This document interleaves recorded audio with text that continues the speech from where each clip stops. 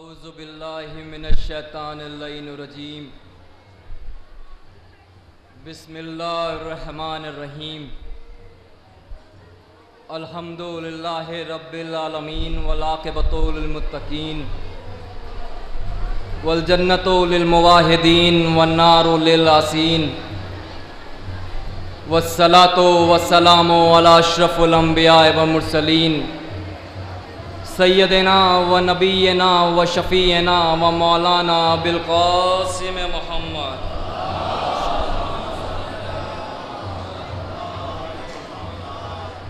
व आलिहि तय्यबीन अत्ताहिरीन अल मासूमीन अल मज़लूमीन अल मुंतक़बीन अल मुंतजबीन। अम्मा बाद फ़क़त क़ाल अल्लाहु तबारका व तआला व क़ौलुल हक़। बिस्मिल्लाहिर्रहमानिर्रहीम। वराफ़अना लका ज़िक्रक। सलावत पढ़ते मोहम्मद वाले।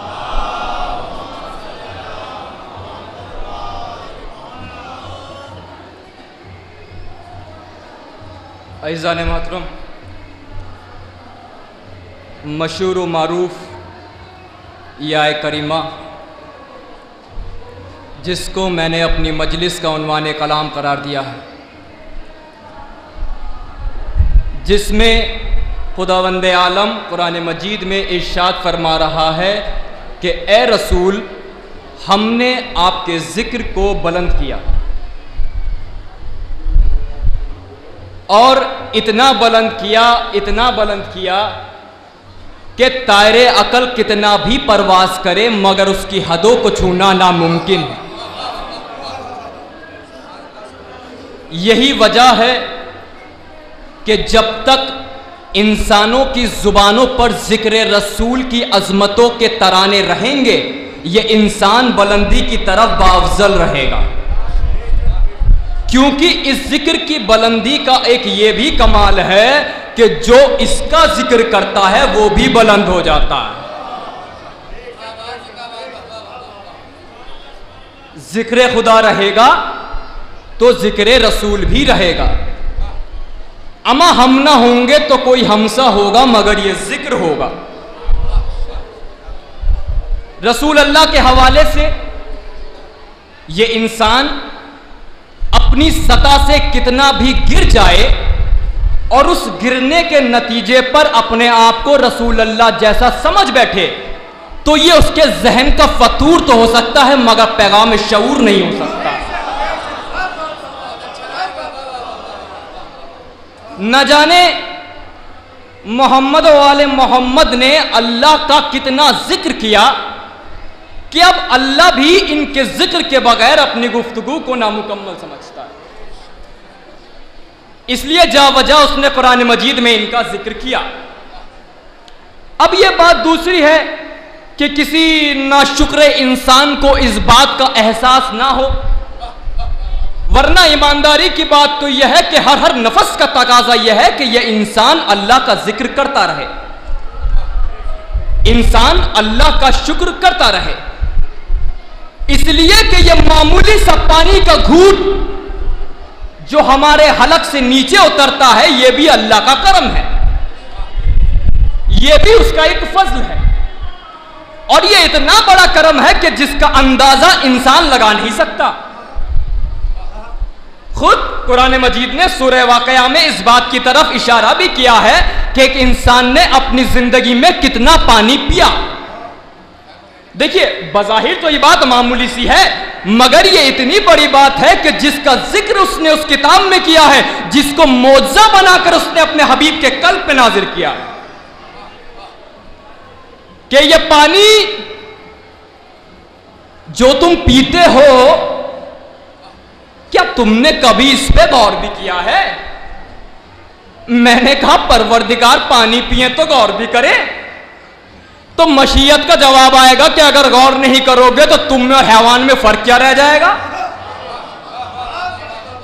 एक हैवान को भी भूख लगती है तो अपनी ग़िज़ा तलाश करता है, एक हैवान को भी प्यास लगती है तो पानी के लिए दौड़ता है, मगर अब्दियत के साथ जिंदगी गुजरे, इस्तगफार के साथ जिंदगी गुजरे, तौबा के साथ जिंदगी गुजरे, शुक्र के साथ जिंदगी गुजरे, रुकू के साथ जिंदगी गुजरे, सजदों के साथ जिंदगी गुजरे, इताअत के साथ जिंदगी गुजरे, एहसास के साथ जिंदगी गुजरे, ये हयात इंसानी है, वो हयात हैवानी है। सलावत दीजिए मोहम्मद वाले मोहम्मद के नाम।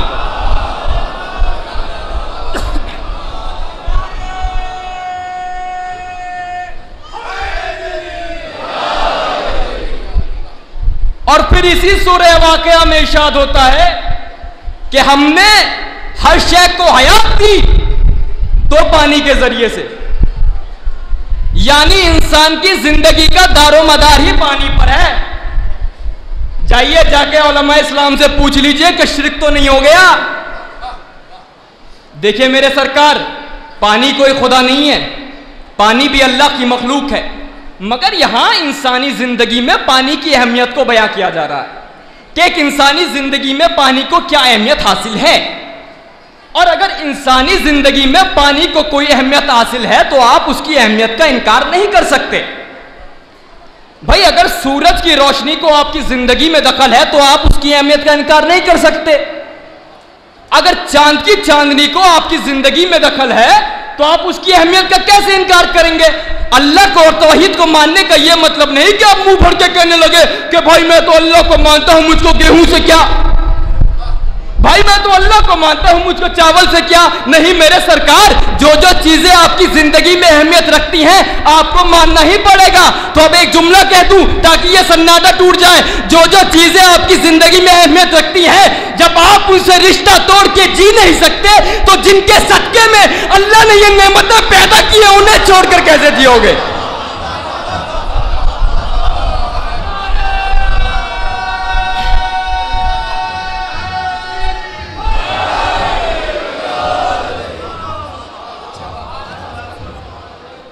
इस्लाम बेअक्ली की बातें नहीं सिखाता।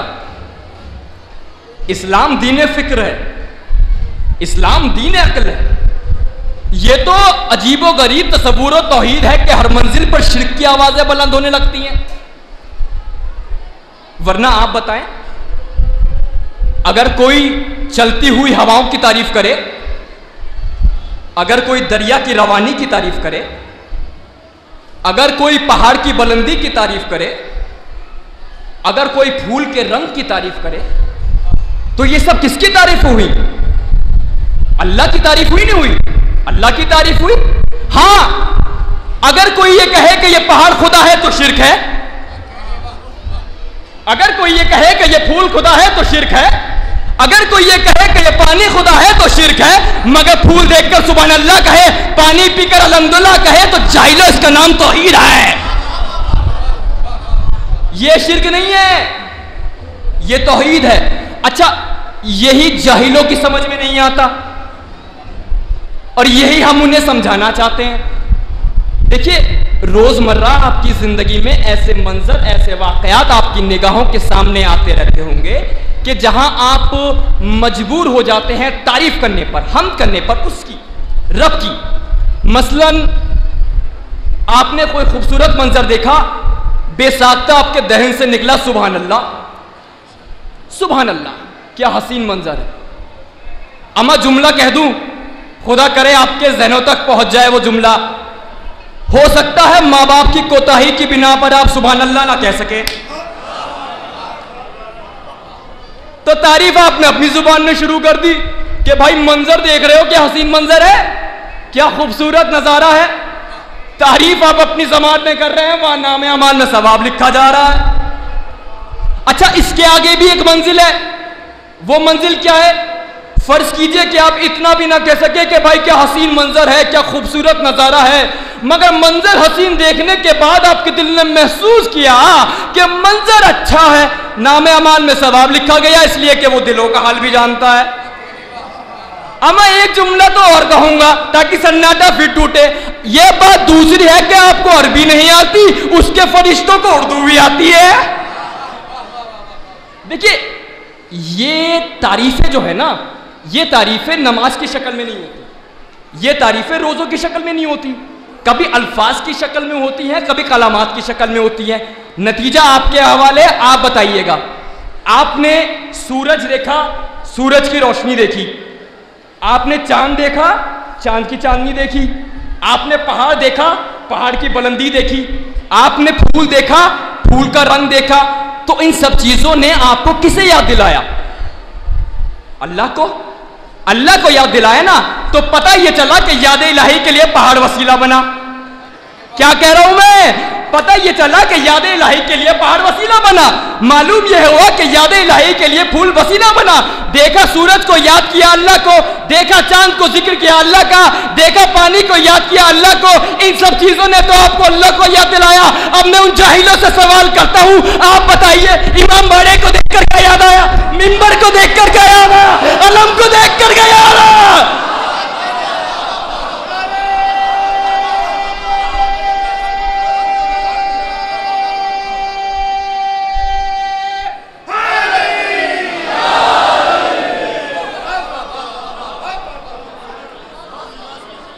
अरे दुनिया के जाहिलो, जिस तरह ये तमाम नेमतें तुम्हें अल्लाह की याद दिलाती हैं, उसी तरह ये तबरुकात अज़ा हमें करबला वालों की याद दिलाते हैं। इमाम बाड़ा उस जगह को कहते हैं जहां हुसैन मजलूम पे बैठ के रोया जाए। ये एक बीबी की तमन्ना का नाम है, ये एक बहन की आरजू का नाम है। दुनिया में ऐसे ऐसे शफा गुजरे हैं कि जिन्होंने रहने के खेमे तक जला डाले, और ऐसे ऐसे शहंशाह भी गुजरे हैं कि जिन्होंने अपने महल नहीं बनवाए, इमाम बाड़े बनवाए। उसके बाद भी कोई बतकल आपसे पूछे तो ये इमाम बाड़ा क्या है, तो उससे पलट के कहिएगा, अबे भैया मोहब्बतों के बहुत से नाम होते हैं, उन्हीं नामों में से एक नाम इमाम बाड़ा भी है। देखिए, अब मैं इस मिंबर पे आया हूं तो मेरी जिम्मेदारी है कि जो बात हक है वो ही बयान करूं। इसलिए कि अगर कोई ना हक भी इस मिंबर पे आके बैठ जाए ना, तो एक बच्चा भी कह सकता है उधर पे मेरे बाप के मिंबर से। और देखिए ये बचपने की बात समझिए, मत समझिएगा कि बचपने की बात ही नहीं नहीं नहीं। हालांकि उस कहने वाले को कहना चाहिए था, साहबजादे आपके बाप का मिंबर नहीं है, रसूलुल्लाह का मिंबर है। मगर मिंबर से उतर के बताया बच्चा सही कह रहा है, इसी के बाप का मिंबर है, लिहाजा उतरे जा रहे हैं। लिहाजा हक बयानी सुन लीजिए, जल्दी जल्दी बातें समेट दूं कि ये मिंबर जिस पे बैठ के मैं तकरीर कर रहा हूं अभी, ये मिंबर बच ही इसलिए गया कि हमने इमाम बाड़े में लाके रख दिया। इसलिए कि मियां दो चीजें थी, एक था तख्त और एक था मिंबर। तख्त को तो वो उठा के ले गए, तख्त को तो वो उठा के ले गए, मिंबर लाके हमने इमाम बारगाह में रख दिया। अच्छा नतीजा भी सुन लो, तख्त को तो आले मोहम्मद की दीमक ने चाट लिया। तख्त को तो आले मोहम्मद की दीमक ने चाट लिया, पर मिंबर पर आज भी शबाब है। जानते हो क्यों? इसलिए कि तख्त के वारिस ही मर गए। जिसका कोई वारिस नहीं होता उसकी तरफ से कोई बोलने वाला भी नहीं होता। मिंबर का वारिस आज भी पर्देगाह में मौजूद।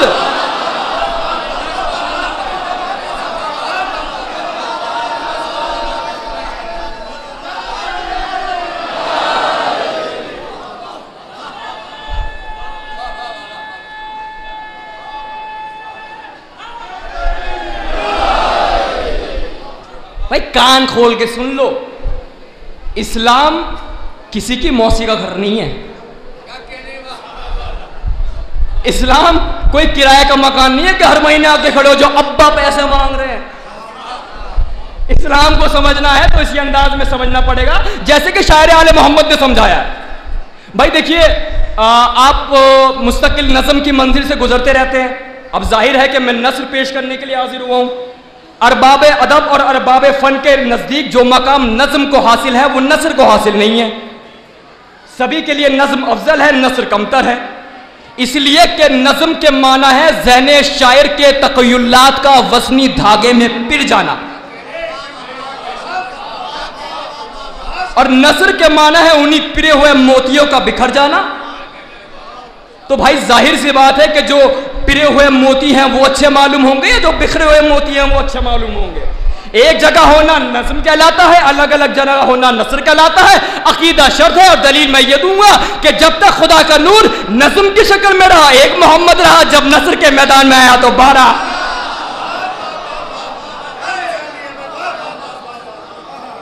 लिहाजा शायर के अंदाज से सुनिए कि इस्लाम है क्या। शायर आले मोहम्मद कह रहा है कि इस्लाम कहीं मुरसले आजम की दुआ है।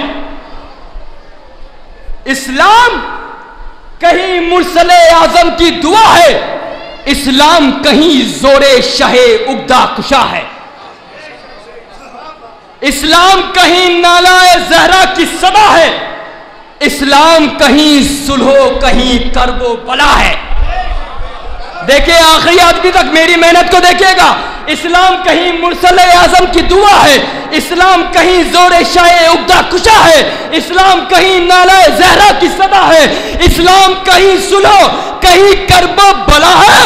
औलाद पैगंबर का जहां नाम नहीं है वो और कोई चीज है इस्लाम। सलावत भेजिए मोहम्मद वाले मोहम्मद के नाम।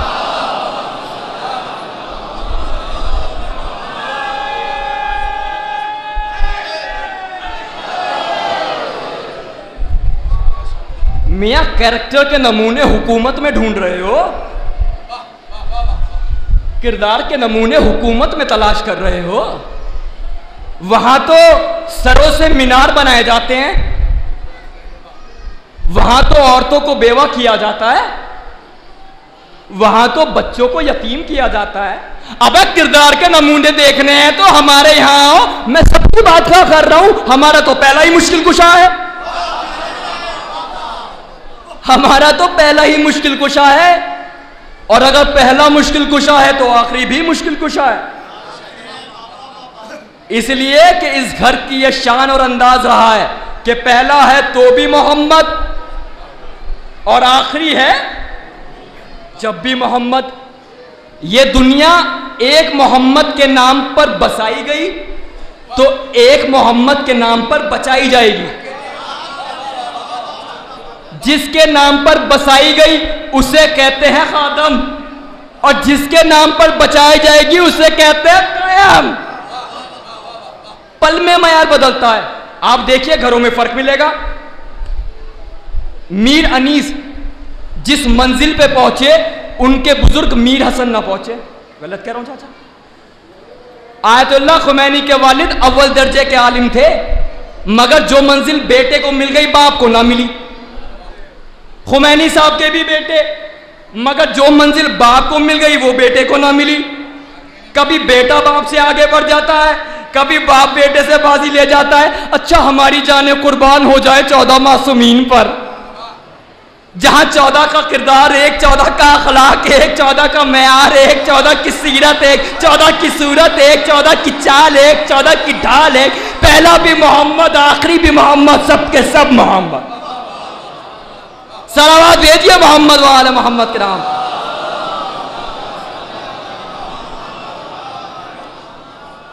तो आइए इस घर के कैरेक्टर का लोहा मानिए, और अगर नहीं मानते तो भैया यूं सुनो जो सुना रहा हूं। पानी है सबबे हयात,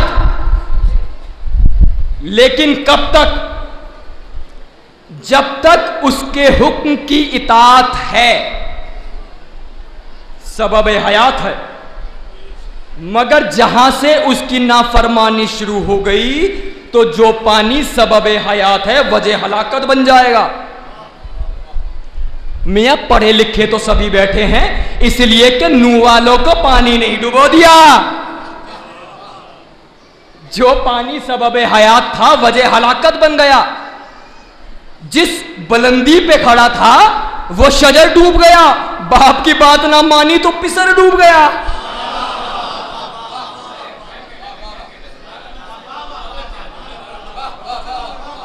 आप अक्सर सुनते रहते हैं, मजलिसों में सुनते रहते हैं, जाकिरों से सुनते रहते हैं, पानी ही पानी। मियाँ इतना पानी के आसमान से भी बरस रहा है और जमीन से भी उबल रहा है पानी।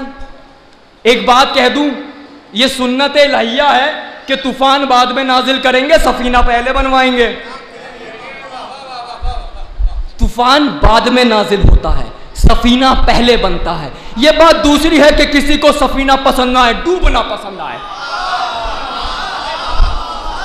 इसलिए कि मियां हर घर का एक मयार होता है, वो वैसी ही जुबान बोलता है। अब पढ़िए कुरान क्या कहता है। कुरान, नू सफीना बनाओ, हमारी आंखों के सामने बनाओ, हमारी वही के मुताबिक बनाओ। चलिए कुरान से एक बात और पता चल गई कि नबी सफीना खुद नहीं बनाता, अल्लाह बनवाता है। देखिए देखिए, पैगंबर इस्लाम ने फरमाया जरूर है कि मेरे अहले बैत की मिसाल सफीना नू की सी है। जो भी इस पे सवार हुआ उसने निजात पाई, और जिसने इसको छोड़ दिया या बैठ के उतर गया या भैया अपना दूसरा जहाज बना लिया, वो डूब गया। देखिए एक बात और है जो अक्सर सुनने में आती है कि लोग मियां मुंह भर भर के कहते हैं कि यार रसूल इस्लाम ने भी कमाल कर दिया, अली के लिए ये कह गए, फातिमा के लिए ये कह गए, हसन के लिए ये कह गए, हुसैन के लिए ये कह गए, किसी और के लिए तो कुछ ना कहा। अबे अगर हमें नहीं भी मालूम था, तुमने बिगड़ बिगड़ के बता दिया किसके लिए कहा, किसके लिए ना कहा। सलावत भेजिए मोहम्मद वाला मोहम्मद नाम।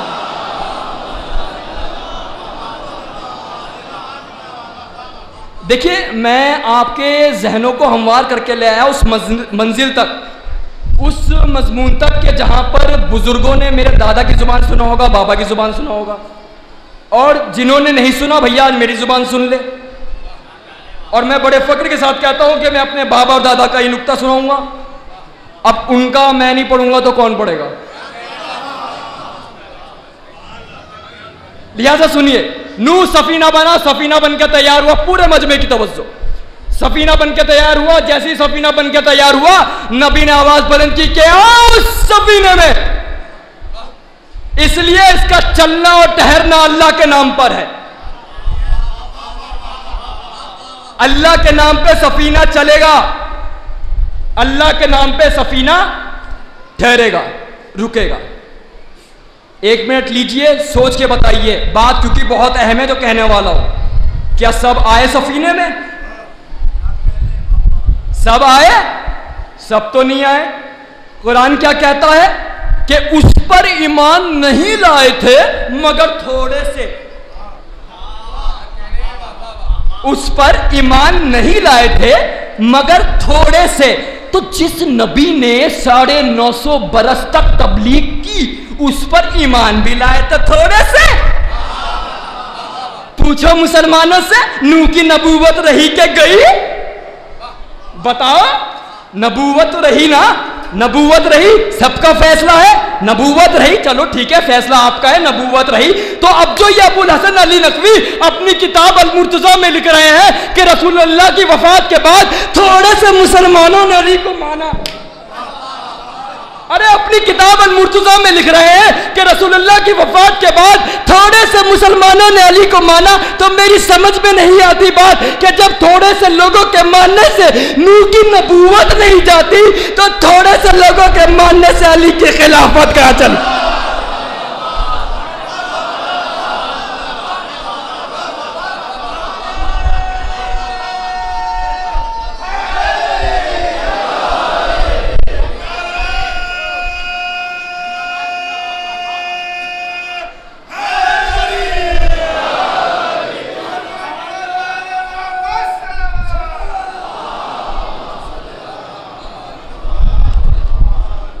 मियाँ ये जुमला तो मैं पढ़ूंगा, और अगर अब भी ना बोले तो कब बोलोगे? और ये आपकी जिम्मेदारी है कि इस जुमले को आगे तक पहुंचाइए। और ये जुमला नजफ हिंद जोगीपुरा के इस अजीम मिंबर से बोल रहा हूं कि दुनिया का मुसलमान एक बात कान खोल के सुन ले कि हमने अली को माना है, सुना नहीं है।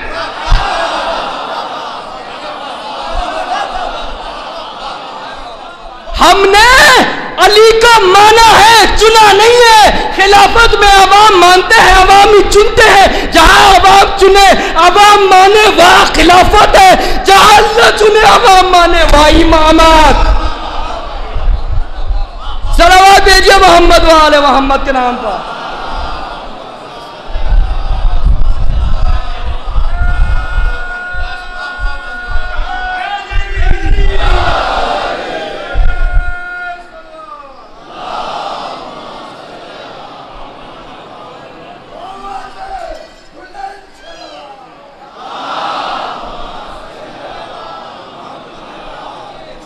नबी कह रहा है कि आओ इस सफीने में।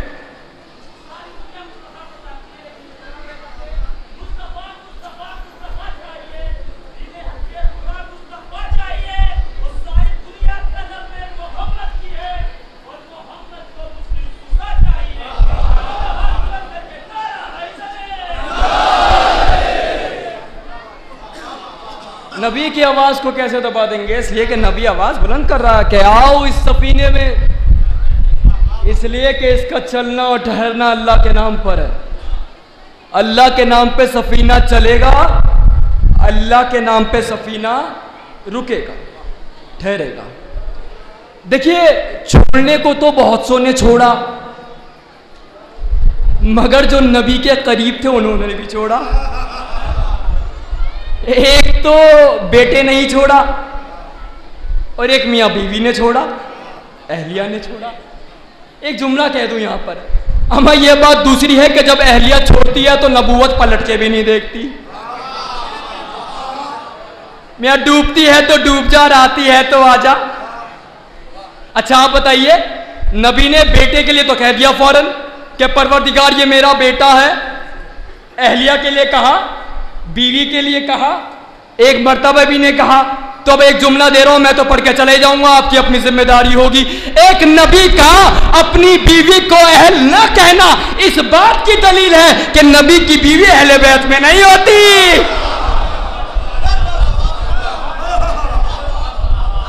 सलावत भेजिए मोहम्मद वाले मोहम्मद के नाम।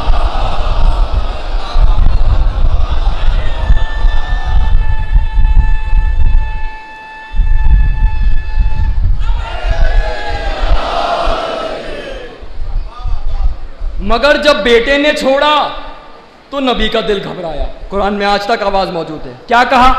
इन्ना मिनी मिन अहलिक, पालने वाले ये मेरा बेटा मेरे अहल से है। जवाब क्या आया? लैसा मिन अहलिक, बेटा तो है मगर अहल से नहीं है। क्यों? इसलिए कि इसका जो अमल है वो साले नहीं है। तो कुरान ने जनाबे नूह के बेटे को भी साले नहीं कहा। क्यों? इसलिए कि वो नबी को जमीन पे छोड़ के पहाड़ पे आ गया था। तो बताया कुरान ने नहीं बताया कि जो भी नबी को जमीन पे छोड़ के पहाड़ पे आ जाए,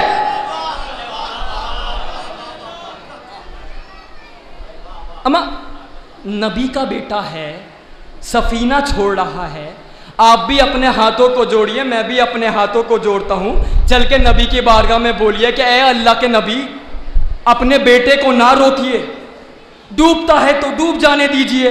इसलिए कि जो आज आप कहेंगे कल वही कुरान बन जाएगा। तो नबी ने क्या कहा कि पुकारूंगा जरूर, चाहे बेटा सुने या ना सुने, चाहे मेरी आवाज पे ध्यान दे या ना दे, पुकारूंगा जरूर, ताकि कल तुम्हारे पढ़ने को यह जवाब आ जाए कि हक के मामले में बोलते हैं, चुप नहीं रहते।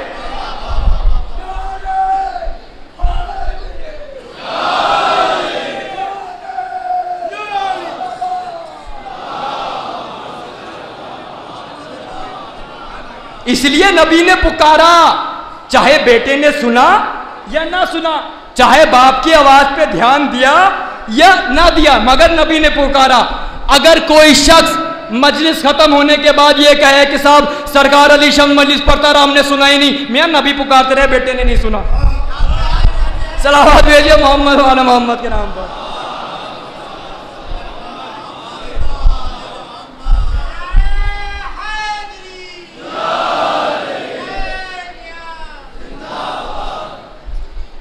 बेटा छोड़ के चला तो नबी का दिल घबराया। तो हो सकता है कोई गलत फहमी रही हो, आवाज दिया आजा, काफिरों में से करार ना पा। तो बेटा ये बोल के आगे बढ़ गया कि बाबा मुझे ये पहाड़ बचा लेगा। पहाड़ पे भरोसा, देख रहा है कि पानी का लेवल ऊंचा हो रहा है, फिर भी कह रहा है पहाड़ बचा लेगा। अच्छा ईमानदारी की बात सुनो, तो अगर ये मनहूस पहाड़ की तरफ ना जाता तो पहाड़ भी ना डूबता।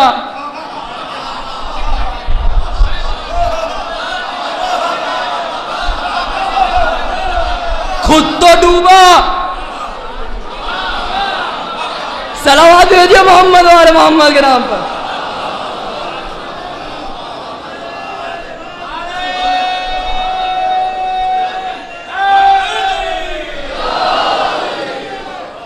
अच्छा जैसे कि मैंने अभी अभी कहा था कि अहलिया ने छोड़ दिया है ना, तो आप ईमानदारी से बताइए कि ये जनाबे नूह जानते थे नहीं जानते थे कि ये घर में जो औरत है ये मेरी मुनाफिका है? बताइए, जानते थे या नहीं जानते थे? जानते थे तो घर में अंदर क्यों छोड़ा, निकाल देते। तो एक जुमला कह दूं, पता ये चला कि नबी घर में मुनाफिका रखता तो है। कैसे बैठे हो? पता चाहिए चला, मालूम हो गया कि नबी घर में मुनाफिका रखता तो है, मगर मुनाफिका रहती कब तक है? जब तक घर में रहती है मुनाफिका, जब मैदान में आती है वो मेरा। सलावत भेजिए मोहम्मद वाले मोहम्मद के नाम पर।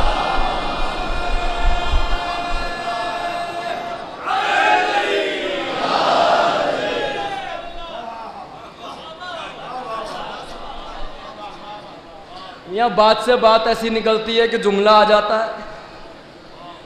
अब कैसे ना पढ़ूं, इसलिए कि मेरे बाबा का जुमला वो पढ़ते थे, पढ़ूंगा। वो कहते थे कि अल्लाह ना करे जो किसी की बीवी बिगड़ जावे या बेटी बिगड़ जावे। अच्छा एक बात और याद आ गई, इसको यहीं रोकता हूं, वापिस आऊंगा इस पे लौटकर। एक जुमला और है जो वो पढ़ते थे, हालांकि मैंने सुना है कि बहुत से लोग हज़ात भी पढ़ते हैं, अच्छी बात है, पढ़ना चाहिए, मगर कभी मुकम्मल नहीं पढ़ते उस बात को। तो आज मैं मुकम्मल पढ़ूंगा क्योंकि ओरिजिनल कॉपीराइट तो मेरे पास ही है।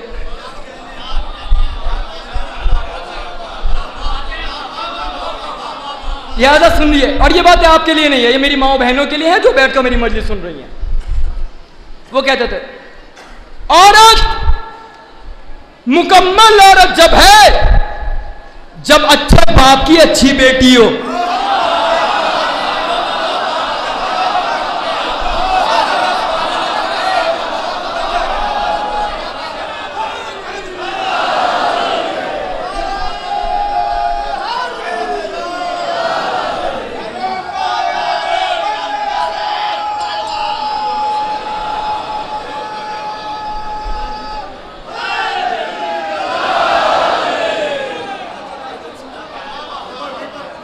औरत मुकम्मल औरत जब है जब अच्छे बाप की अच्छी बेटी हो। दूसरी बात, औरत मुकम्मल औरत जब है जब अच्छे बच्चों की अच्छी मां हो।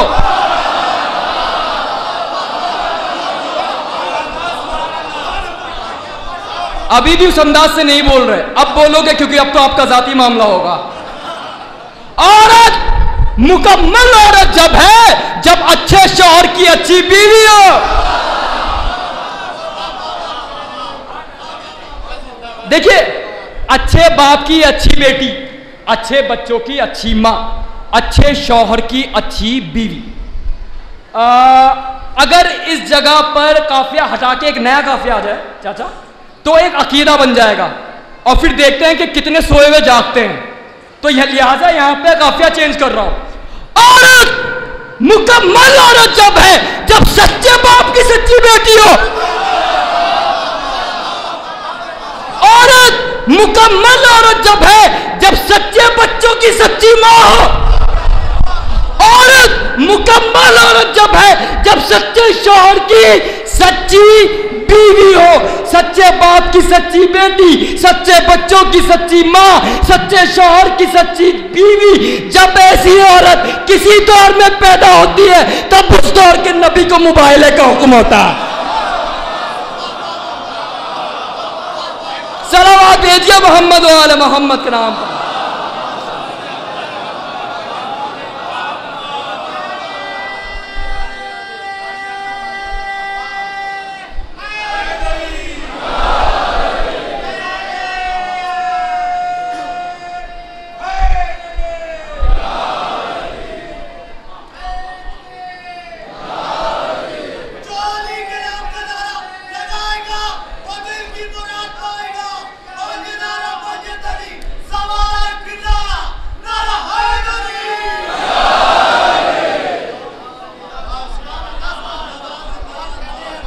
अब वो बात सुनेंगे तो ज्यादा लुत्फ उठाएंगे। अल्लाह ना करे जो किसी की बीवी बिगड़ जावे या बेटी बिगड़ जावे। इसलिए कि अगर किसी की बेटी बिगड़ गई तो खुद तो डूबेगी, बूढ़े बाप को लेके डूबेगी। अमा ये मैं इसलिए कह गया कि क्योंकि जनाब नूह का ससुरा ये चाहता था कि वो कश्ती पे सवार हो जाए, मगर बेटी ने बाप का गट्टा पकड़ लिया। अब्बा जिंदगी भर तुम्हारा कहना माना है, आज नहीं जा दूंगी, खुद तो डूबी।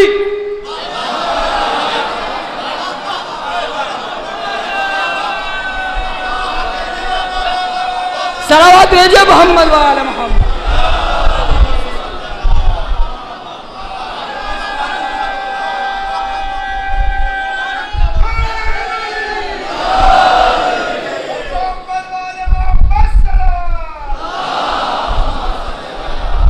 नारा तो दोनों हाथों से ही लगना चाहिए।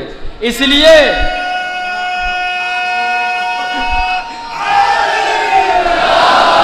एक बात हकीकत है बताता हूं तुमको, एक बात हकीकत है बताता हूं मैं तुमको, गिरता है मर्द मैदान में मवालिज नहीं गिरता, और जो हाथ उठाता है नारे पे अली के तो जिंदगी उस हाथ पे फालिज नहीं गिरता।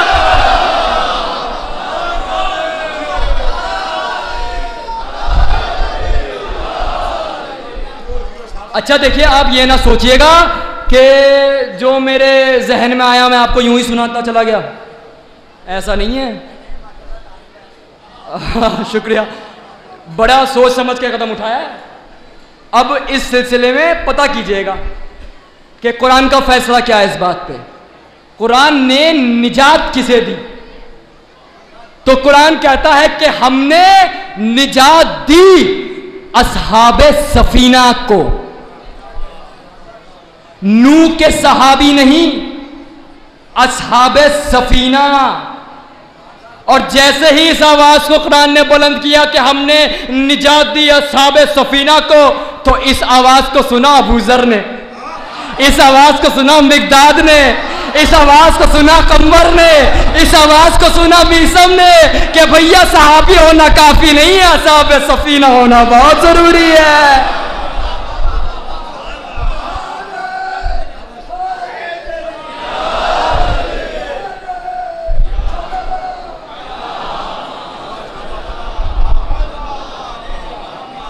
और जैसे ही अब ये बेचारे अली वाले असहाबे सफीना मशहूर हुए तो किसी पक्के मुसलमान ने इन्हें सहाबी नहीं माना,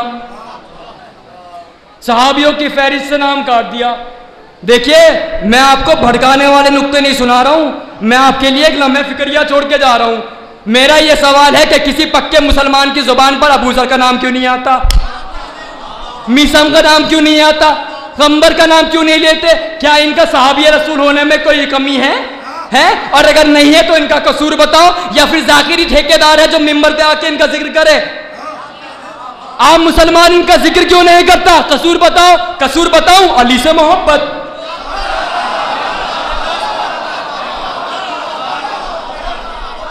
मियां रसूलुल्लाह के वफात के बाद अली का नाम लेना इतना बड़ा जुर्म था कि किसी पक्के सहाबी के ज़बान पर अली का नाम आ गया तो वो सहाबी नहीं रहा। तो भैया, अगर आज मजलिसो मातम करने के बाद हम बाअमल नहीं है तो ये बहुत पुराना दस्तूर चलता आ रहा है। और रही हमारी बात, अली के चाहने वालों की बात, तो मैं तो अक्सर ये कहता हूं और आप भी कहा कहिए, इस मिंबर की कसम कि हमने या आपको भी शामिल कर लूं अपनी तरफ से, कर लूं ना, हमने अली को किसी की जिद में नहीं माना। मियां हमने अली को किसी की जिद में नहीं माना, हमने अली को किसी के मुकाबले का नहीं माना। अबे मुकाबले का है कौन जो माने? जंगलों में पैदा होने वाले मौलूद काबा से क्या मुकाबला करें?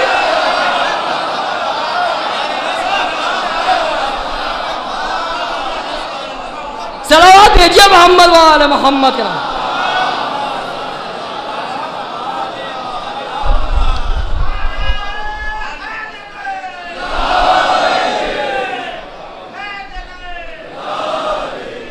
खुदा की कसम हमें वो सुबह नहीं चाहिए जिसमें जिक्र अली ना हो। हमें उस शाम से नफरत है जिसमें जिक्र अली ना पाया जाए। अबे हम भी शिया हैं, बेवकूफ थोड़ी हैं। हमें मालूम है कि इस दुनिया में आने के बाद किसी की मोहब्बत की कोई गारंटी है ही नहीं। और ऐसा कोई पर्सन, ऐसी कोई पर्सनैलिटी आपकी नजर में हो कि जिसने सीने पे हाथ मार के कहा हो कि दुनिया की बात छोड़ो मैं वहां भी आऊंगा, तो दिखाओ। मेरे मौला ने आवाज दी है कि दुनिया की बात छोड़ो मैं वहां भी आऊंगा। हाथ ढीला तुम मत छोड़ना, दामन मैं नहीं छुड़ाऊंगा।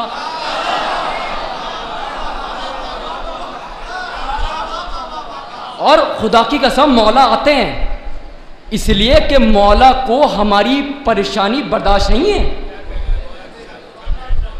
सुनो अली के चाहने वालों, आपको क्या लगता है कि बस एक आप ही हो जो मौला को चाहते हो? मौलाए कायनात ने खुद फरमाया है कि मैं अपने चाहने वालों को 70 माओं के बराबर मोहब्बत करता हूं। अरे दुनिया लाए एक मोहब्बत, मां की मोहब्बत कर रहा। मौला ने कहा है 70 माओं के बराबर मोहब्बत करता हूं। क्या आपको एक मां की मोहब्बत का भी अंदाजा है? अगर नहीं है तो चलो मेरे साथ करबला के मैदान में। वहां एक मां ऐसी भी है कि 28 रजब को जिसकी कब्र पे हुसैन ने जाके कहा था, अम्मा लहू लुहान चमन देखने चलो, ज़ैनब के बाजुओं में रसन देखने चलो।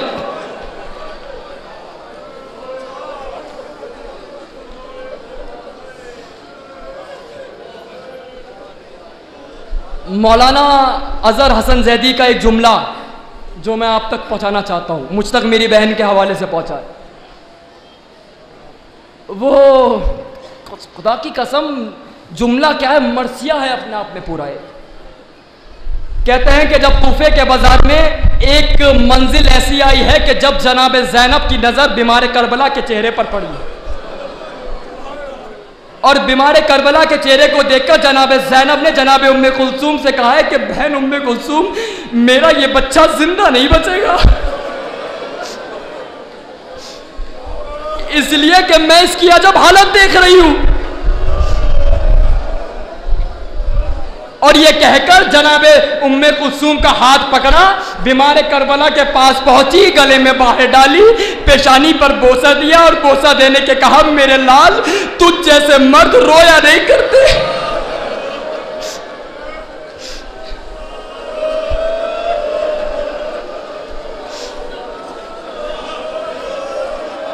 बस खुदा की सब जुमला सुन लीजिए जो बीमार करबला जुमला बोला। कहा कि पुपी अम्मा, मैं जानता हूं कि मुझ जैसे मर्द रोया नहीं करते, मगर आप जैसी खातून बाजारों में लाई नहीं जाती।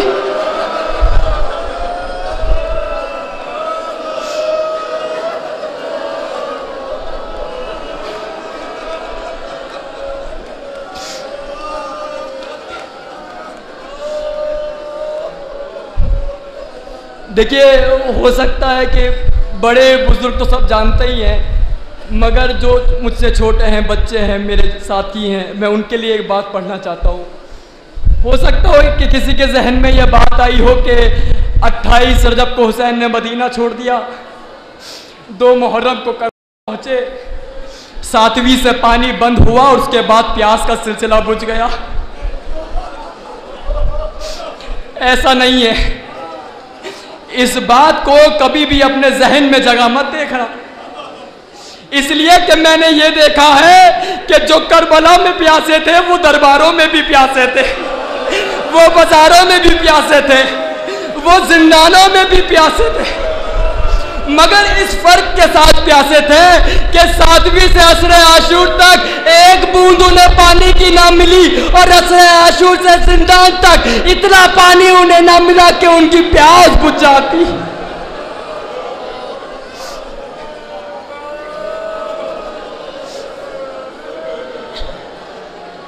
तो हो सकता कोई कह दे कि सरकार अली शाम साहब ने कैसे पहचाना कि इस फर्क के साथ प्यासे थे। तो मैंने ये उस दम पहचाना जब अली की बेटी ज़ैनब को जिंदान शाम में बैठ के नमाज पढ़ते हुए देखा, बैठ के नमाज पढ़ते हुए देखा। इस मंजर को बीमार करबला ने देखा, उठकर फूफी अम्मा के करीब आए, कहा फूफी अम्मा मैंने आज तक आपको बैठकर नमाज पढ़ते नहीं देखा, क्या बात है जो आप बैठकर नमाज पढ़ रही है? अरे हमारी जाने कुर्बान हो जाए उस बीबी पर। उसने कहा मेरे लाल, यजीद के यहाँ से जो खाना आता है, यजीद के यहाँ से जो पानी आता है, उसकी मिक़दार कितनी कम होती है कि मेरे बच्चे भूखे रह जाते हैं, मेरे बच्चे प्यासे रह जाते हैं। लिहाजा मैं अपने हिस्से का खाना, अपने हिस्से का पानी अपने बच्चों में तकसीम कर देती हूँ और मुस्तकिल देते देते देते देते अब ज़ैनब इतनी कमजोर हो गई है कि मुझसे खड़े होकर नमाज नहीं पढ़ी जाती। अरे मैं कैसे बयां करूँ, ज़ैनब कब तक प्यासी रही, सकीना कब तक प्यासी रही, सकीना जिंदा में भी मर